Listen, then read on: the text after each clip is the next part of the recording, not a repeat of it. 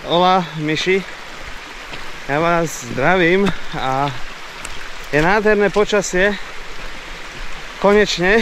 A v tom prípade treba to využiť aj zvon.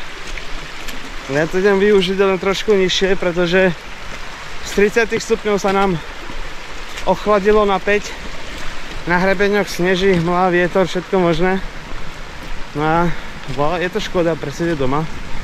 Tak idem naposled a ideme si časík pozrieť, natočiť.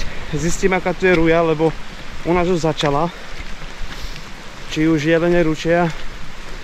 V tejto doline chodia aj medvede. Takže možno sa aj to prihodí. Teda ja idem hlavne sem kvôli tomu, aby som nejakého medveďa videl. Ale to vám za chvíľku poviem. A mám topánky v reklamácii z Decathlonu, takže vás pozdravujem, vy idioti. Tak musím v týchto dažďoch a v tejto vode behať ďalších legendárnych topánok, ktoré údajne sú nepremokavé, ale ja značku nejdem menovať, pretože mal som s nimi dobrý vzťah. Ale našťastie som ju ani nejako moc neodporúčal. No, za chvíľku, keď budem v posede, tak sa prihovorím.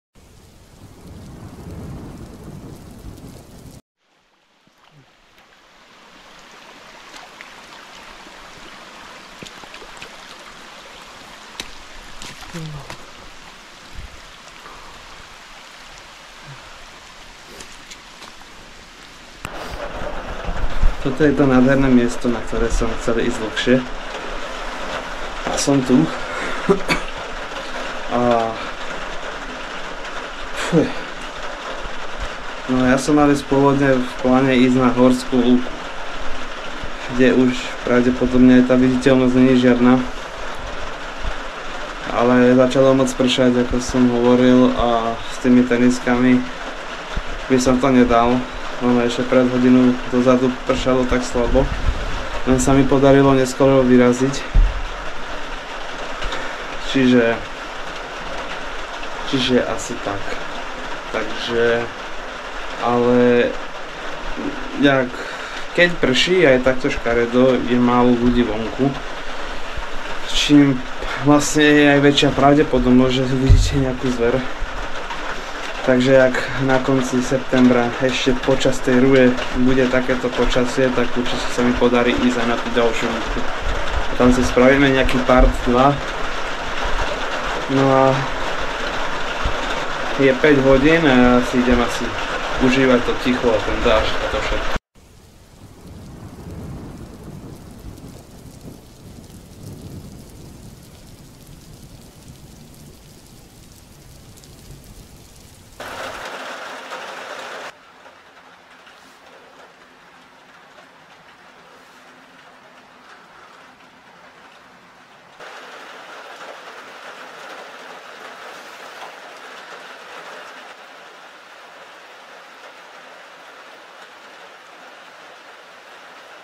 A pol hodiny zapadá slnko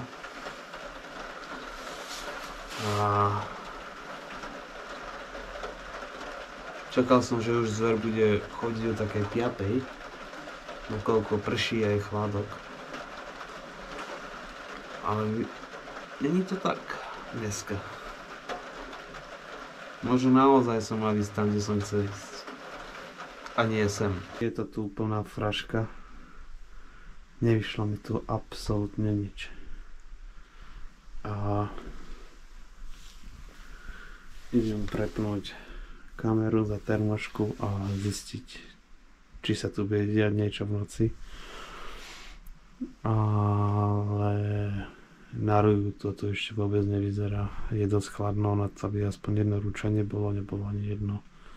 Takže čo natočím, to vám ukážem. Nechcem moc vyprávať, pretože by som musel zasvietiť za seba, aby ste ma videli. aby to videla zver na lúku, jak by tu nejaká bola, takže čo natočím, to vám v podstate ukážem a to je asi sil.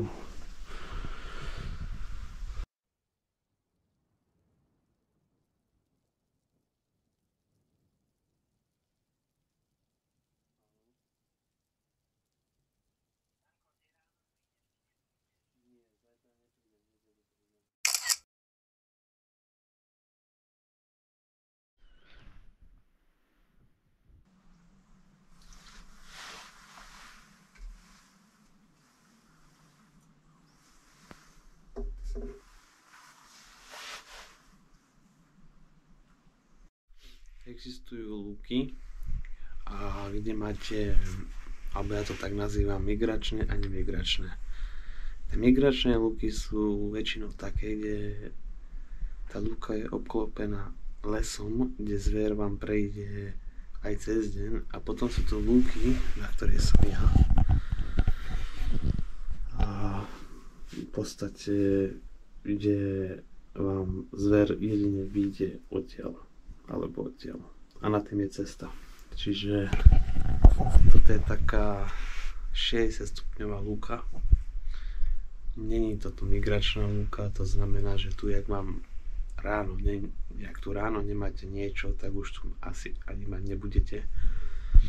Ja som asi pol hodinu dozadu začul praskanie konárov nado mňou a pravdepodobne išiel taďal zver, ale išla po lese a nie po lúke,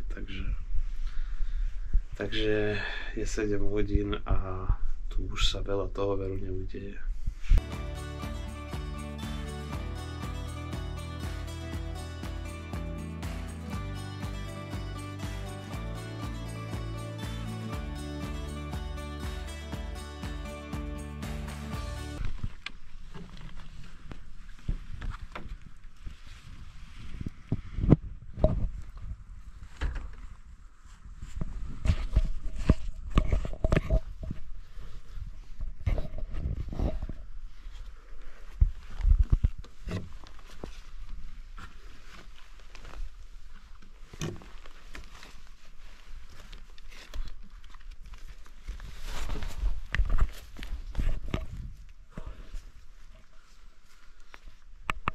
Rozhodol som sa ešte pre túto dolinu. V tejto doline žije, jak rátame, mladé nejak 10 medveďov a oni všetky tie zvieratá žijú v týchto huštinách, čo sú tu. Oni nechodia ani pomaly na lúky niekde. Je to veľmi rarita, keď vyjde na lúku a všetko to žije v týchto huštinách. A nejdem až tam do tej hmly dozadu, ale idem aspoň túto kúsok pozrieť, či náhodou niečo. A možno tú chvíľku ešte aj počakám. Práve som tu zazrelo lajno.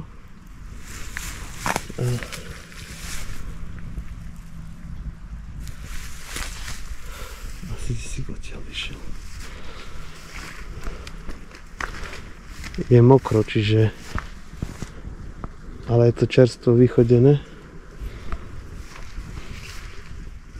čiže možno to bolo nedávno. A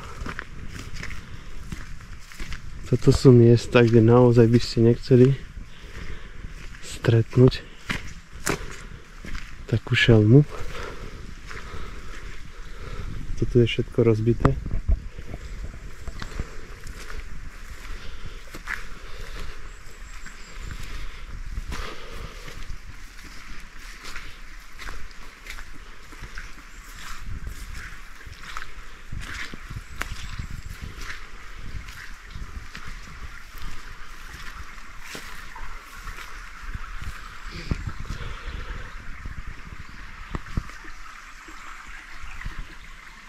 Vriti toto, fakt.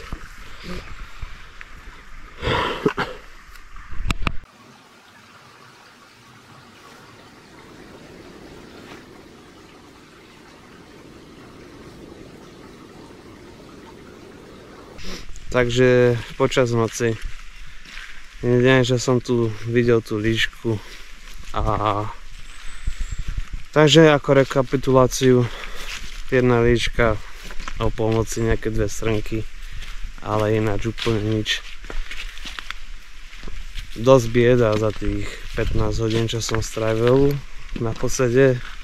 Akurát to, že ma bolí celé telo, pretože to bolo ako pase na tom dreve spať. No a jak vás a isto vás zaujíma prečo posed, 95% svojho času trávim mimo posedov. Nadávam na poľovníkov a nechcem využívať ich veci. Ale napríklad teraz, keď extrémne pršalo, potreboval som udržať sa v suchu, nemal som ani poriadne topánky, akurát je tu stopa diviaka, tak som jednoducho ten posed využil. Aj tak bola tu zima, ešte k tomu, čiže jak je takýto extrém, tak ho využijem, ale inač. Ako som bol napríklad pár dní dozadu, keď zase pršalo, tak som bol celý zmočený, premoknutý a to som bol mimo posedu, ale kebyže mám ísť spať, tak idem dole. A tak no.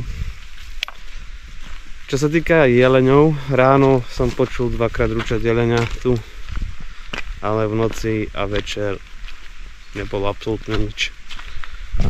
Takže ja mám chvíľku kautu a idem asi sa trošku dať do poriadku. Stopy sú tu není absolútne nikde. To je proste neuveriteľné. Toto. Všetko, čo sa tu deje. Dobre. Lúčim sa s vami a čaute.